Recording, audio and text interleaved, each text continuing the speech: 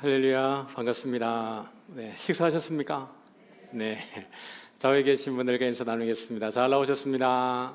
네, 네, 강단에 오랜만에 노트북 제보냈습니다.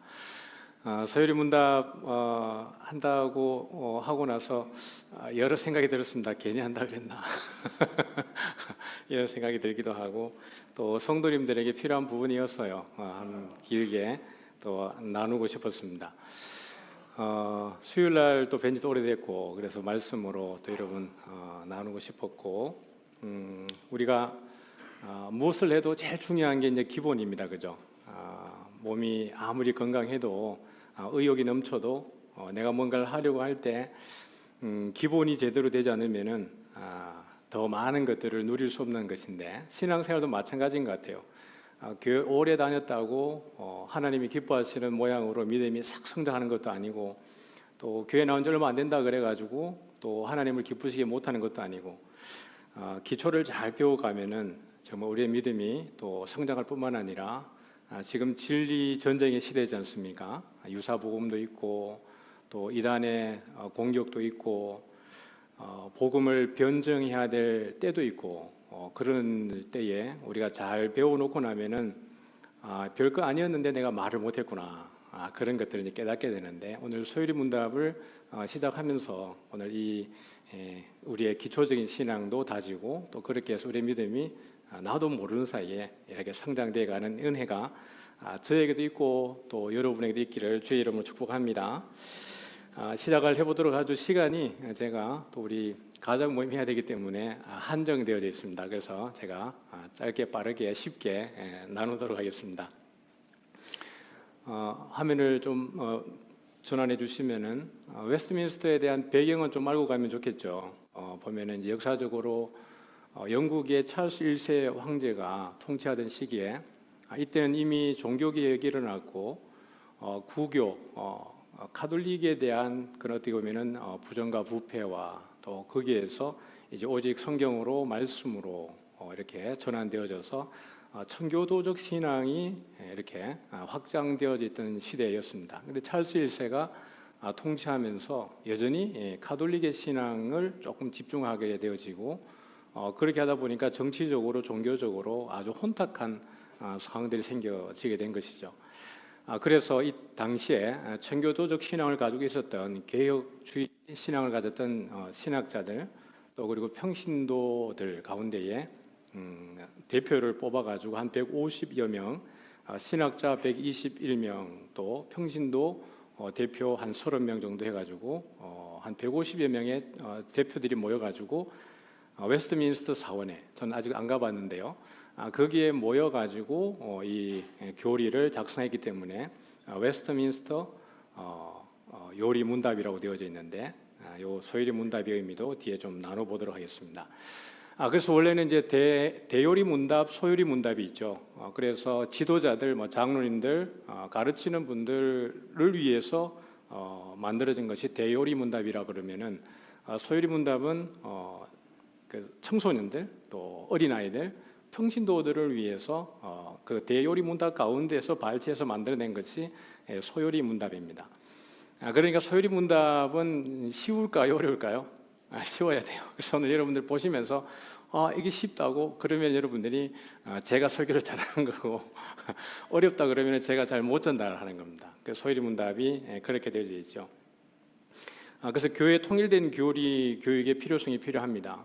왜냐하면은 교리가 주는 유익이 많죠. 교리는 일단 우리를 안전하게 말씀 안에서 지키는 울타리이기도 하고, 공동체가, 그리고 우리 개혁주의가 하나된 신앙의 방향을 일관되게 가져갈 수 있습니다. 누구라 할지라도 교회 안에 있으면은 이 개혁주의 안에 이 교리 교육을 통하여서 우리가 다른 방향을 바라보는 것이 아니라 모든 성도들이 동일하게 말씀을 통하여서 함께 하나님을 바라보도록 하는, 도와주는 것이 교리라는 것입니다.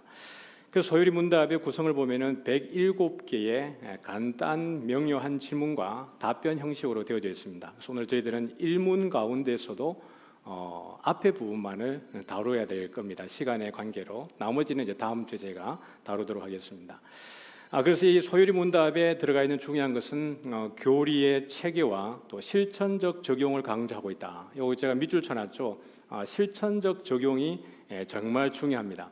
지식을 가르치는 데에서 끝나는 게 아니고 이 배웠으면은 어떻게 우리 일상 가운데에서 실천을 하느냐라는 것입니다. 그러니까 이것이 어린아이들 또 청소년들 평신도들에게 가르치는 거니까요. 아이들이 이걸 배웠을 때에 그냥 머리로서 이것이구나라고 끝나는 게 아니라 어떻게 일상생활에서 가정에서 또 학교에서 또 살아가는 삶의 현장에서 이제 실천해내야 되는가에 대한 과제가 여기에 주어지고 있다라는 것입니다. 그것이 중요한 부분이라고 볼 수 있습니다. 그래서 소요리 문답은 개혁주의 신학에 충실합니다. 그리고 성경의 절대 권위를 주장하고 있습니다. 그러니까 우리가 소요리 문답을 배우는 것은 정말 중요한 것이죠.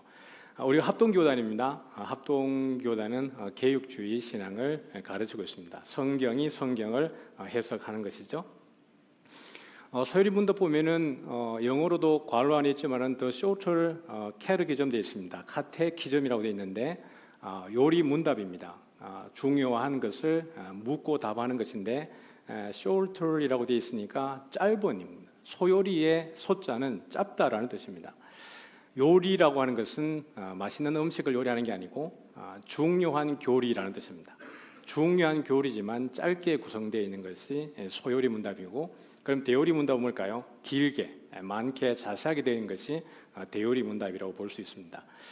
그래서 이제 묻고 답하는 형식이고 어린이와 청소년, 평신도들을 위한 교육용이다. 그러니까 어려운 내용은 아니라는 겁니다. 그래서 제가 이제 질문을 해보면은 여러분 이제 시작 바로 들어가겠습니다. 그래서 제가 질문할 테니까 답을 해주시기 바랍니다. 사람의 제일 되는 목적은 무엇인가? 시작.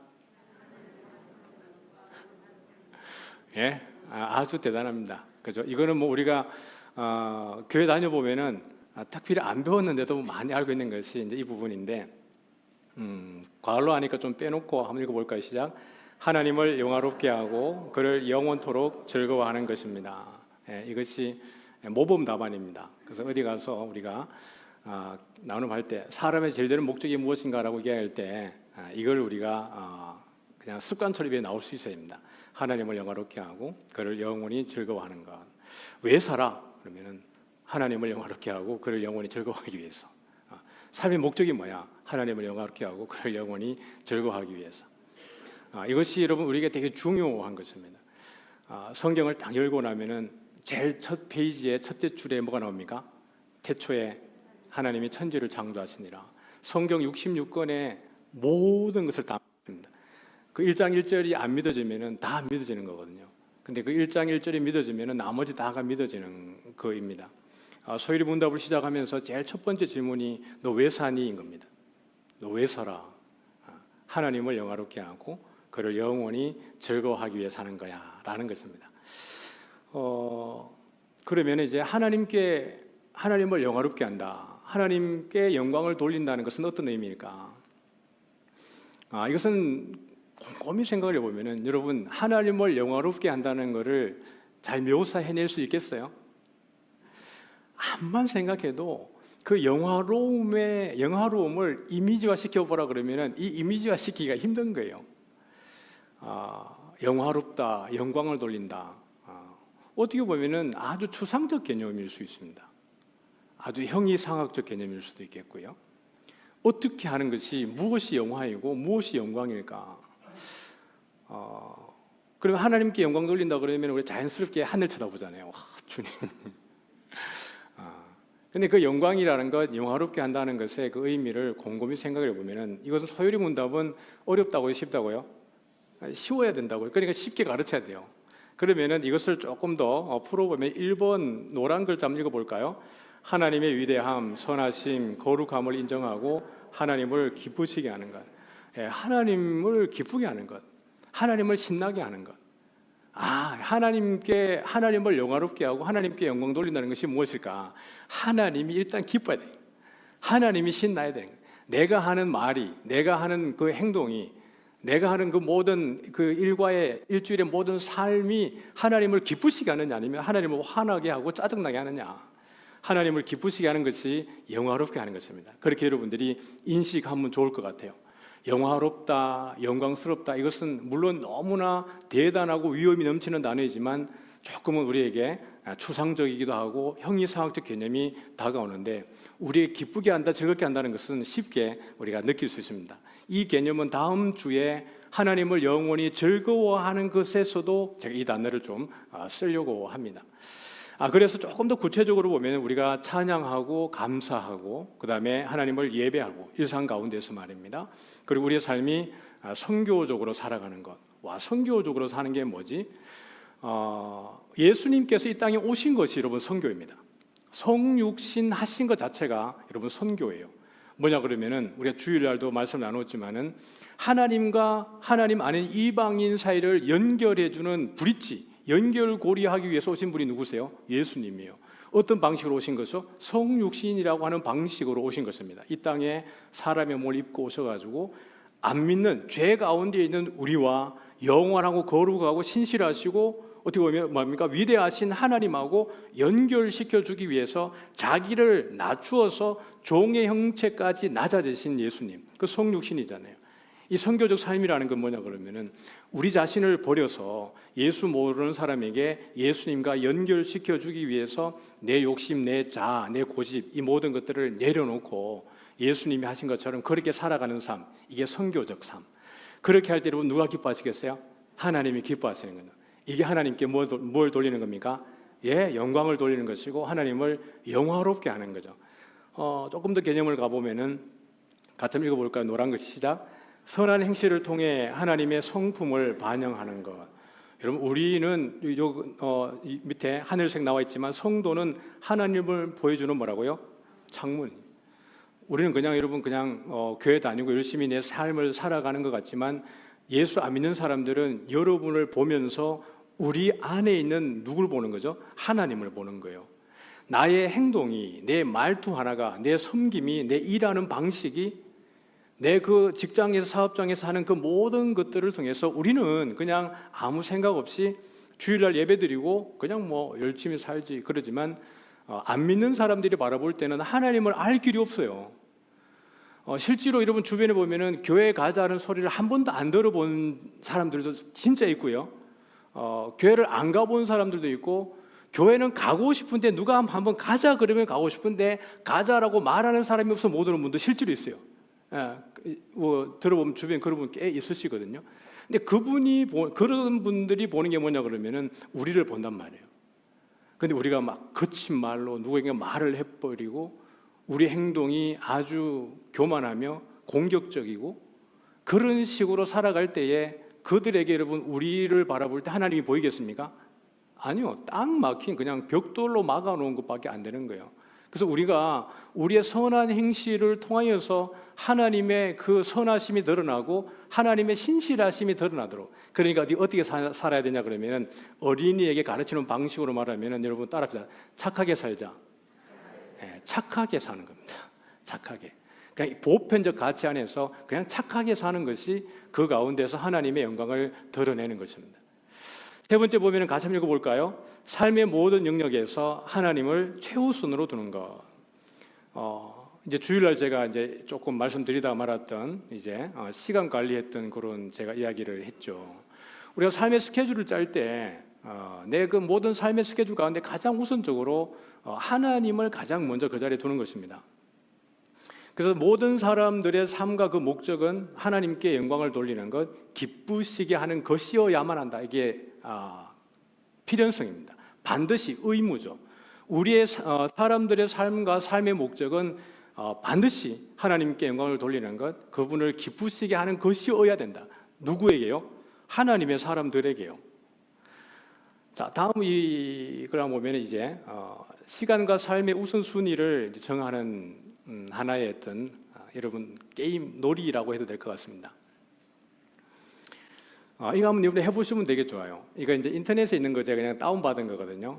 주간 계획표 스케줄러를 제가 이제 다운받은 건데 실제로 이거는 그냥 제가 했던 겁니다. 제가 실천적으로 해가지고 제가 실천해보고 이걸 이제 제가 수험생들에게 고시생들에게 이걸 제가 가르쳤고 이걸 통해 가지고 많은 아이들이 또 그 시험에 이렇게 또 좋은 결과를 갖는 그런 실제적인 임상을 해서 제가 여러분에게 나누어 드리는 하나의 방식인데, 주일날도 말씀드렸지만은 우리는 어떻게 살아요 그러면은 열심히 살아요 그러죠. 하나님을 위해서 내가 많은 일을 하는 것 같은 그런 마음을 가지고 살아가요. 근데 여기다가 여러분들에게 오늘 이후에 여러분들이 가족들끼리도 괜찮고 오늘 이제 자녀가 온 가정도 있는데, 여러분들이 한번 그 사랑방에서도 그렇지만은 이런 다이어리를 하나 사가지고 해보면은 정말 재밌어요. 왜냐하면은 이것을 그냥 시각적으로 여러분들이 한번 해볼 수 있기 때문에 그래요.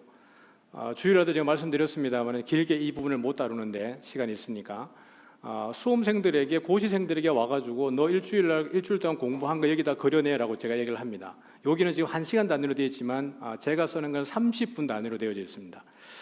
그래서 30분 단위로 다 쪼개놓고 네가 지난 일주일 동안 공부한 걸 이렇게 다 그려놔봐 그러니까 몇 시간 나왔다고요? 많이 한 친구가 52시간 나왔고 보통 48시간대를 머무르는 겁니다.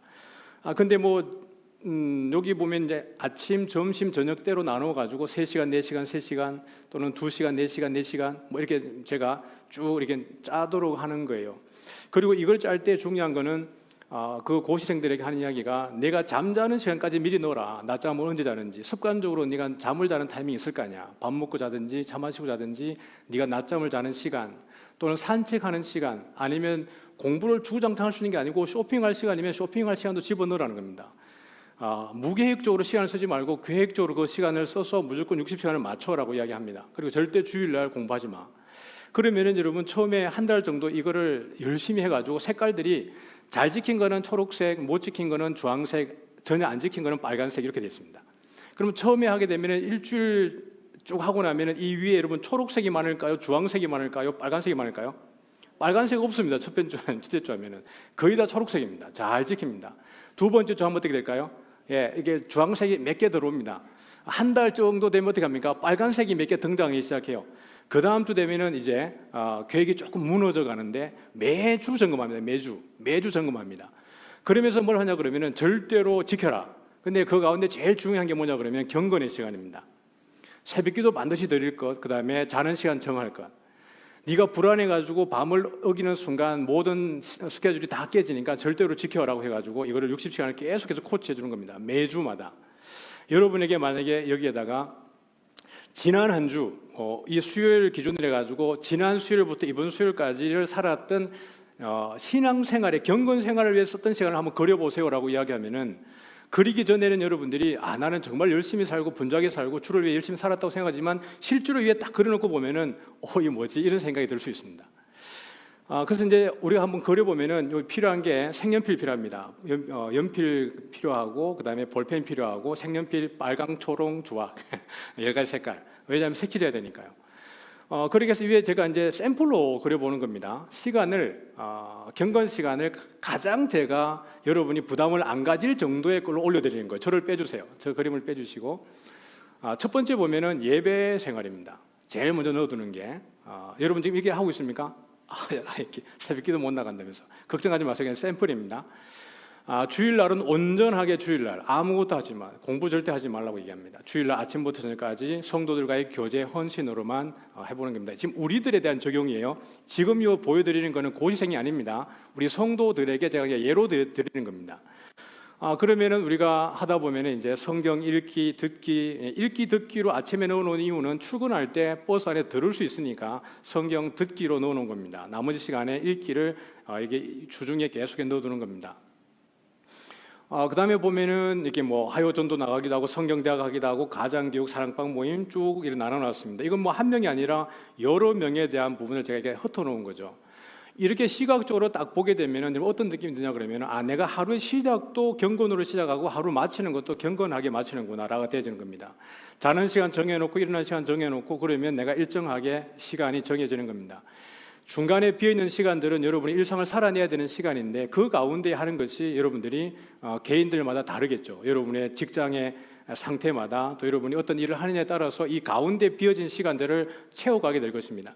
그런데 하다 보면 분명히 드러나는 것이 여러분 정말 바쁜 것 같지만 정직하게 이제 일주일을 미리 계획을 해놓은 것을 이제 지난 일주일을 미리 해와가지고 본다 그러면은 그 친구들하고 하는 게 뭐냐 그러면 이제 일주일 살아갈 것에 대한 계획입니다. 이건 지금 계획 단계거든요. 계획을 세워놓고 이제 이 가운데 제가 채워가기 시작하는 겁니다. 이대로 내가 실천하는지 못하는지를 채워가게 되어지는데 이걸 하다 모든 것들이 그러냐 그러면 정말 나는 시간을 낭비하면서 사는구나가 보여집니다. 왜냐하면 그려낼 게 없는 상황들이 생길 것이기 때문에 그렇습니다. 여러분 직장에 앉아가지고 일한다고 생각하지만 정말 일하는 시간, 업무를 보는 시간을 진짜 딱 집어넣고 내가 어떤 과제를 하는 시간 딱 집어넣고 보면은 빈 시간이 엄청 많아질 겁니다. 이걸 보는 순간 내가 뭘 보냐 그러면은 나는 시간을 낭비하고 있구나. 버리는 시간이 내가 실제로 활동하는 시간들의 3분의 2는 어쩌면 버리는 시간이겠구나 하는 걸 보게 되는 거예요. 그럼 그 시간을 어떻게 합니까? 살려내야 되는 거죠. 뭘로 살리는 거죠? 경건으로 살리는 것입니다. 그게 말씀 보는 시간, 독서하는 시간, 기도하는 시간 계속해서 만들어 놓는 겁니다. 그러다 보면 우리가 너 왜 살아? 라고 하는 첫 번째 질문에 맞는 것들이 이 안에 들어오게 되겠죠. 하나님의 영광을 위해서 하나님을 영화롭게 하고 그를 영원히 즐거워하는 것에 대해서 내 삶에 비어있는 시간을 무엇로 집어넣겠느냐라는 것입니다. 이걸 위해서 여러분들 한번 해보면 되게 유익이 있습니다. 지금 이걸 하고 난 다음에 여러분 꼭 이건 소율이 문답에 중요한 것은 배움도 중요하지만 뭐가 더 중요하다고요? 실천입니다. 적용하지 않으면 이거 아무런 의미가 없어요. 그래서 여러분들이 오늘 하나님을 영화롭게 하는 것에 대해서 딱 배우고 난 다음에 제가 여러분에게 주는 가장 강력한 메시지일 수 있습니다. 저는 이 타임 스케줄을 가지고 한 3년 정도를 계속 30분 단위로 시간을 쪼개 쓰겠습니다. 지금은 이걸 쓰지 않습니다. 지금 이걸 쓰지 않지만 그것이 저의 인생에 계속해서 시간 관리하는 것이 그대로 저한테는 하지 않아도 이미 프로그래밍이 되어 있습니다. 하루에 어떤 걸 해야 될 거에 대해서 그림이 그려지는 겁니다. 내가 몇 시간을 쓰고 나면 몇 시간을 뭘 할 수 있는지에 대한 시간이 이 가운데에 그려지는 겁니다. 여러분들이 자녀들하고 가족들하고 한번 해보면 재밌어요. 앉아가지고 생님들 가져와봐, 우리 같이 한번 해보자 그러고 딱 해보고 또 그 다음 주 또 해보고 또 해보면은 정말 확실하게 내 경건 시간이 이게 관리가 되는 걸 볼 수 있어요. 그리고 여러분 사랑방 가운데서 이런 관계가 친밀하다 그러면 한번 해봅시다 그러고 그 다음 주에 우리 같이 한번 내놓을까요? 부끄럽지만 내놓아보는 것이 정말 유익이 됩니다. 정말 나는 시간을 낭비하는 시간이 이렇게 낭비했구나. 아마 여러분 유튜브 보는 시간, 인터넷 컴퓨터 검색하는 시간, 아니면 친구하고 차 마시는 시간, 놀러 가는 시간, 뭐 운동하러 가는 시간, 필요한 시간들이지만 그거를 절제하고 사용했을 때 분명히 이걸 돌릴 수 있음에도 불구하고 낭비한 시간들을 오히려 회복할 수 있다는 거죠. 그래서 제가 이 부분을 여러분에게 적용할 수 있는 과제로 드리는 겁니다. 하고 안 하고는 여러분 거니까 일단 저는 그렇게 한번 제안을 해드립니다. 사람은 왜 하나님께 영광을 돌려하는가? 만약에 누군가가 그런 거 첫 번째 뭐냐면 질문 다시 합니다. 사람의 제일 되는 목적이 무엇입니까? 시작. 자, 첫 번째는 다 대답을 했어요. 첫 번째는 대답을 했단 말이에요. 근데 이제 그 다른 사람이 또 묻습니다. 그러면은 왜 영광을 돌려야 되는데? 이렇게 물었어요. 그거 어떻게 대답하죠? 그럼 기도해야 되는데 맞죠? 근데 기도할 때 기도하기도 전에 여러분 생각나게 해드리겠습니다. 뭐냐 그러면 시작. 네, 만물이 하나님께로부터 왔으니까 쉽게 말하면은 하나님이 모든 걸 만들었으니까. 첫 번째 구절 시작. 태초에 하나님이 천지를 창조하시니라. 당연히 하나님이 창조자니까 그분에게 영광 돌리는 게 마땅하지. 그분을 기쁘게 하는 게 맞지 라는 겁니다. 두 번째 시작. 여호와가 우리 하나님이신 줄 너희는 알지어다. 그는 우리를 지으시니요 우리는 그의 것이니 그의 백성이요 그의 기르시는 양이로다. 세 번째요 시작. 여호와 하나님이 땅의 흙으로 사람을 지으시고 생기를 그 코에 불어넣으시니 사람이 생명이 되니라. 당연히 나를 만드신 이를 기쁘게 하는 게 당연한 거 아니야? 그거 뭐 어려워?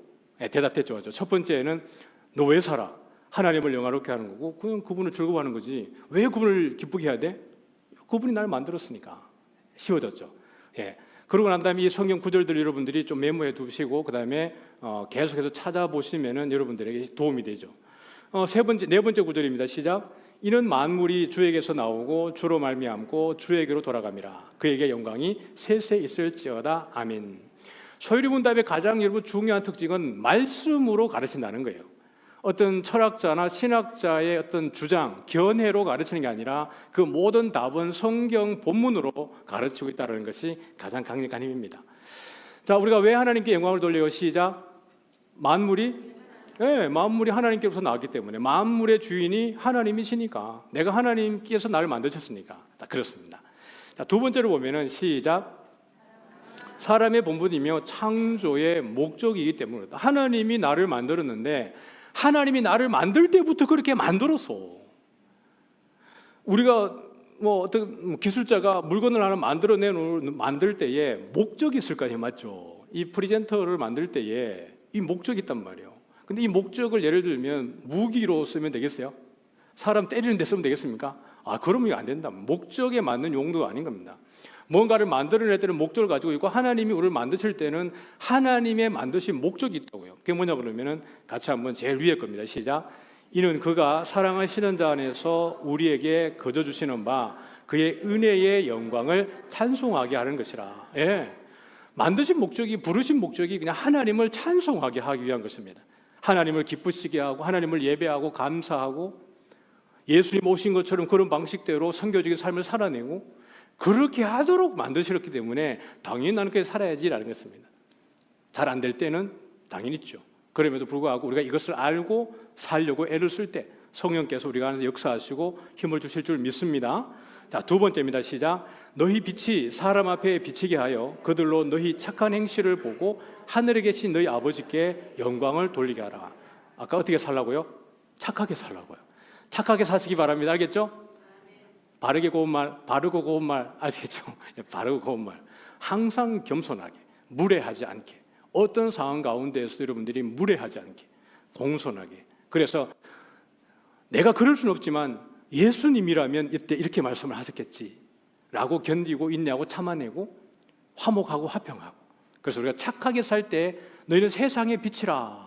산에 있는 동네가 숨기지 못할 것이라. 등경을 말 아래에다가 등경을 이 컵을 엎어가지고 이 안에 두는 사람이 없다고.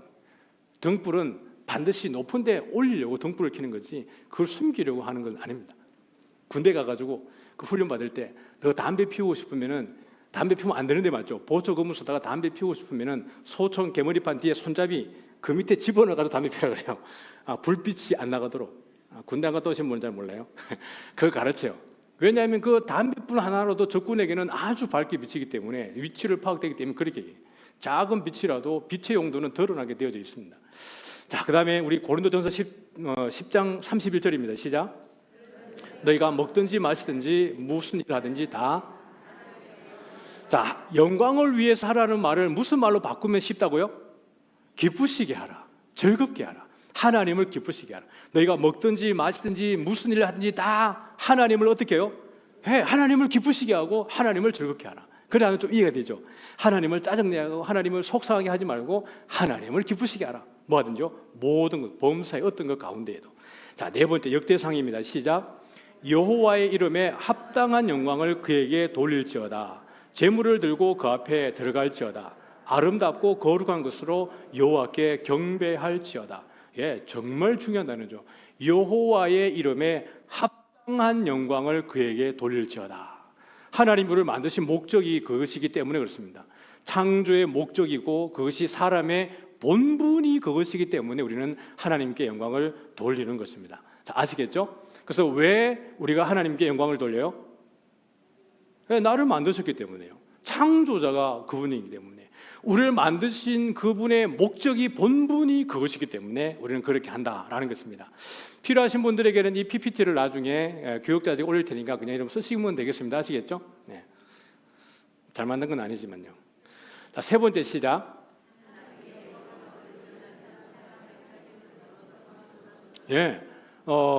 그럼 어떻게 살아가면 하나님을 짜증나게 하고 하나님을 화나게 하고 하나님을 기쁘시지 않게 하는 걸까? 이걸 좀 알면은 역설적으로 하나님을 기쁘게 하는 것에 대해서 반사작용으로 이렇게 우리가 반면교사를 삼을 수 있겠죠.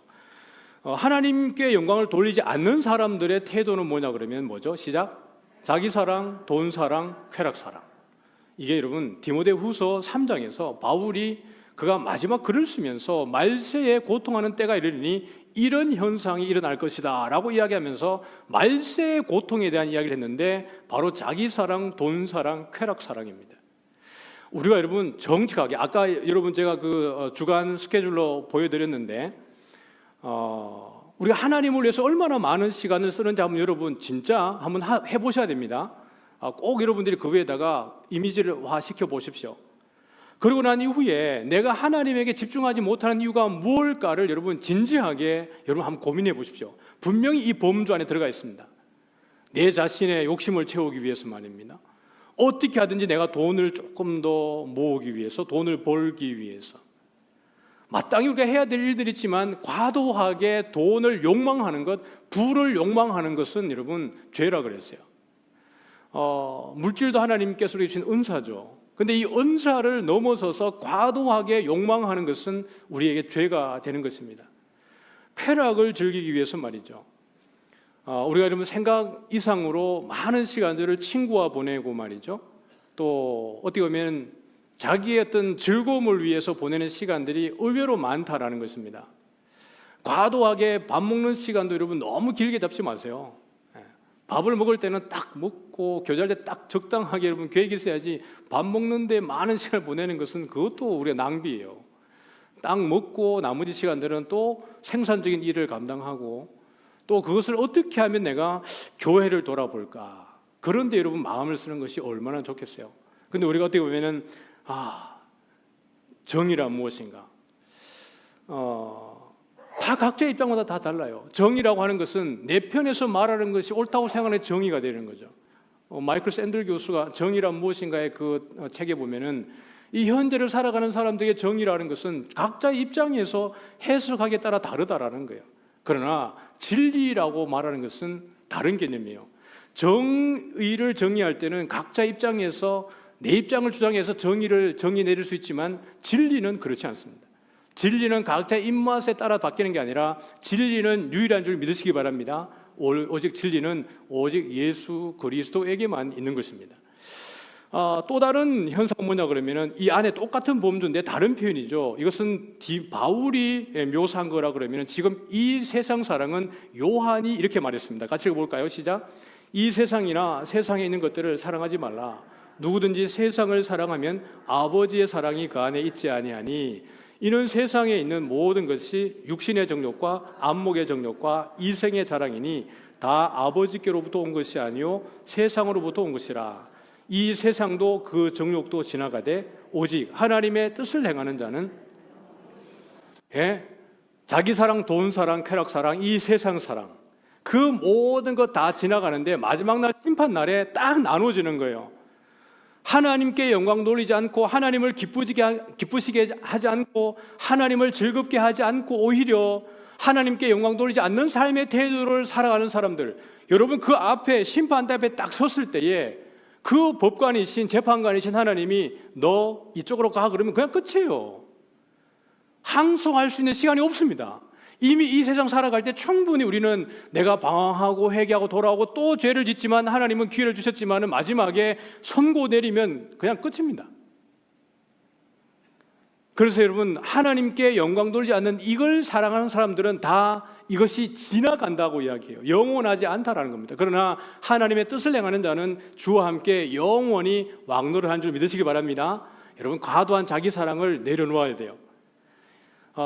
자기 몸을 사랑하는 것처럼 다른 일을 사랑하라고 하는 것은 여러분 어떤 의미입니까? 하나님의 사랑을 거기에 대입하는 거거든요. 여기 사랑은 쾌락을 위한 욕심을 위한 자기 사랑이에요. 그래서 여러분 이걸 내려놓고 더 하나님께 기뻐하고 하나님을 즐거워하시기를 축복합니다. 자, 네 번째 시작. 하나님께 영광을 돌리는 삶이 가져오는 삶의 열매는 무엇인가? 그러면은 하나님을 기쁘시게 하고 하나님을 즐겁게 하게 하면서 살아가는 사람들에게 맺혀지는 삶의 열매는 뭔가라는 것입니다. 첫 번째 보면 시작. 하나님과의 관계가 깊어지고 친밀해진다. 눈에서 멀어지면 마음도 멀어진다 그랬어요. 맞죠?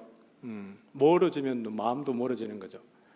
우리가 할 수만 있으면 교회 자주 와야 되는 이유. 교회 오면은 저절로 여러분 생각할 게 많죠. 저절로 기도가 되어지고 내가 뭘 할 수 있을까를 고민해지고 봉사가 보여지고 또 여러분 성경을 펴면은 그 안에 하나님이 계시고 하나님께 내주신 소명이 보여지고 여러분이 어디에선지 기도하겠다고 무릎을 탁 꿇으면 그 가운데에서 하나님과 더 친밀해지는 거예요. 그런데 여러분 우리가 교회를 그냥 일주일에 1357 오늘 오신 분은 뭐 매주 오시는 분들이니까 그렇지만은 많이 1357고로 막 뜬금뜬금 온단 말이에요.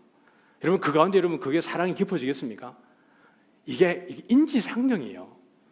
하나님을 예배하지 않고 하나님께 감사하지 않고 실천적 삶을 살아내지 않으면서 자기의 믿음이 크다라고 하는 것은 여러분 오만입니다. 그것은 교만이고 그것은 기만입니다. 뭐 100%라고 할 수 없지만 그렇습니다. 내가 하나님과 멀어지는 삶을 살게 되면은 그 관계가 멀어질 수밖에 없어요. 하나님께 절대로 영광 돌릴 수 없습니다. 반대로 내가 이거 하면 하나님 기뻐하시겠지. 제가 어릴 때 제가 이제 아버지가 제가 막내거든요. 근데 이제 아버지가 늘 일을 뭐 많이 만들어냈어요. 그러면 제가 막내니까 다른 뭐 다 객지에 나가버리고 학교 가고 나면은 제가 옆에 이렇게 보고 있다가 아버지 뭐 하면은 늘 뭔 생각이냐 그러면은 아버지 뭐 할 때 뭘 갖다 주면 좋아할까? 뭐 작업할 때 뭐 망치를 갖다 줄까, 벤치를 갖다 줄까, 못을 갖다 줄까 가만히 보고 있다가 갖다 줘요. 우리 머릿속에 오늘도 내가 뭘 하면 하나님이 기뻐하지? 뭘 하면 하나님이 즐거워할까? 내가 뭘 하면 내 마음속에 기뻐가지고 하나님께 내가 막 칭찬받을 만한 일이 생길까? 좋은 태도예요. 그렇게 할 때에 우리는 점점 가까워지고 하나님께 친밀해지고 허물이 없어지고 죄와 멀어지고 거룩해지고 자주 강하는 마음이 있고 그 삶 자체가 행복한 거죠. 그 다음에 두 번째입니다. 시작. 영적 성장과 성숙, 그리스도에게 자라가는 겁니다. 친밀해지니까 자연스럽게 자라갈 수밖에요. 그러니까 여러분 기본기는 너무 중요한 거예요. 세 번째입니다. 시작. 삶의 의미와 목적을 발견하게 됩니다. 분명한 하나님 나에게 뭘 원하실까 매번 기도하니까 알 수밖에요. 그래서 부르심의 소명을 위해서 표대를 향하여서 달려가는 삶을 살게 되어집니다. 첫 번째 여러분 너는 왜 사니라고 하는 질문과 답은 너무 중요한 것이에요. 이제 정리합니다. 어떻게 삶에서 영광을 돌리는 삶을 실천할 수 있을까? 이제 실천적인 적용입니다. 같이 읽어보죠. 시작. 일상생활 속에 감사와 신앙 일기를 한번 써봅시다라는 겁니다. 아까 제가 그 스케줄로 보여드린 거 여러분 그냥 우습게 여기지 마시고 정말 힘이 있습니다. 제 모든 살아가는 그 삶의 습관을 바꿔놓은 힘이 그겁니다. 새벽마다 일어나가지고 저는 새벽에 나오면 저녁에 11시에 집에 들어가잖아요. 근데 그 사이에서 일어나면은 그때부터 저는 출근이고 그때부터 제 시간의 시작입니다. 그때부터 시간을 쪼개 쓰는 거예요. 저녁에도 마찬가지입니다. 부교육자 생활할 때에도 아침에 새벽기도 마치고 나면은 이제 거기 있을 때는 새벽부터 신방입니다. 청년들이 출근하기 전에 새벽 6시 반부터 신방을 시작합니다. 6시 반부터 신방하고 신방 없을 때는 공부하고 연구하고 저녁에 신방하고 저녁에 남으면은 연구하고 그 습관이 어디에서 길러진 거냐 그러면 이 스케줄러를 꾸준하게 한 겁니다. 정말 꼼꼼하게 색칠해가면서 나를 돌아보고 반성하고 실천하고 이것의 반복이 그것을 만들어낸 거예요. 여러분들이 그냥 이것을 그냥 뭐 너나 하지 이게 아니고 꼭 추천드리는 이유가 해봤으니까 해보니까 좋으니까 그래서 여러분에게 추천을 드리는 거니까. 그래서 여러분들이 그걸 하시면서 여러분의 감사 일기 쓰고 그 다음에 신앙 일기 써보고 분주할수록 여러분 일부러 시간 내는 것은 정말 중요합니다. 앉아가지고 성경 필사도 해보고 여러분 신앙 일기를 써보고 지금부터 여러분의 신앙 일기를 쓸 수 있다 그러면 여러분 참 좋잖아요. 앉아가지고 나의 하루 주님과의 신앙의 교제 저 자연을 보면서 그 자연 가운데 있는 하나님의 그 오묘한 놀라운 솜씨 자연이 보여주는 복음의 능력 그것을 여러분들이 기록하고 사람을 만났을 때 지금도 오늘도 만났던 사람들이 얼마나 고되게 살아가고 힘들게 살아가는지 예수 없는 사람의 삶과 예수 믿는 사람의 삶이 얼마나 다른지를 그 가운데에 꼼꼼하게 적어 내려가면서 여러분들이 내가 예수 안에 있는 것이 얼마나 감사한가를 신앙 일 가운데 여러분 잘 시간 날 때 적어 주신다 그러면은 여러분 자녀들에게도 좋은 여러분 신앙 유산이 되고 여러분 가운데도 인생을 정리할 수 있는 좋은 여러분 모멘텀이 된다고 저는 생각을 합니다. 두 번째 한번 읽어볼까요? 시작. 하나님의 영광을 위한 봉사활동 참여하기. 여러분 정말 이것은 중요합니다. 그냥 내가 열심히 살아야지라고 하는 제가 교육자들한테 그런 얘기하지만 이런 책 제목이 있어요. 바보는 항상 뭐만 한다? 교육자들 뭐라 그러죠? 결심만 한다. 바보는 항상 결심만 한다. 실천 안 해요. 맨날 결심. 결심 중요하죠. 그런데 바보는 항상 결심만 한다는 거예요. 결심도 중요하지만 뭐죠? 실천이 중요해요. 그래서 여러분들이 이 영광을 위해서 어떻게 살아갈까 고민하지만 정말 여러분들이 교회를 위해서 말입니다. 하나님의 나라를 위해서 이 교회 안에서 가정에서, 여러분의 직장에서 실천적 삶을 살아낼 수 있기를 축복합니다. 세 번째 한번 읽어보죠. 시작. 각자에게 주어진 삶의 위치에서 영광을 돌리는 삶을 추구하자. 하나님을 기쁘시게 하는 삶을 추구하자라고 얘기했는데 아주 구체적으로요. 가정에서 어떻게 할 거냐, 직장에서 어떻게 할 거냐, 일터에서 어떻게 할 거냐. 내가 내 자녀에게, 내 아내에게, 내 남편에게, 가족들에게 어떻게 하는 것이 하나님이 기뻐하실까? 오래 살다 보면은 아내는 남편을 무시하고 남편은 아내를 멸시하고 아이들에게 함부로 말해버리고, 내가 아버지에게 그렇게 듣기 싫던 이야기를 나도 모르게 내 아들에게, 내 자식들이 하고 있는 나의 그 태도들, 그런 것들을 버려야 되는 거죠. 하나님께서 맡기신 직분에 맞게 말입니다. 목사는 목사, 장로님은 장로님, 권사님은 권사님, 안수집사님 안수집사님, 집사님은 집사님, 또는 각 직분을 맡아서 교사, 가장, 여러분에게 맡기신 그 직분에 맞게 내가 어떻게 하는 것이 하나님을 기쁘시게 할까, 이것입니다. 오늘 여기까지. 그래서 첫 번째 다시 제가 질문해 볼 테니까 답을 한번 해보시기 바랍니다. 사람의 제일 되는 목적이 무엇입니까? 하나님을 영화롭게 하는 것과 그를 영원히 즐거워하는 것. 영화롭게 하고 영광스럽게 하는 아주 추상적이고 형이상학적인 단어일 수 있는데 어떤 말로 바꾸면 좋다고요?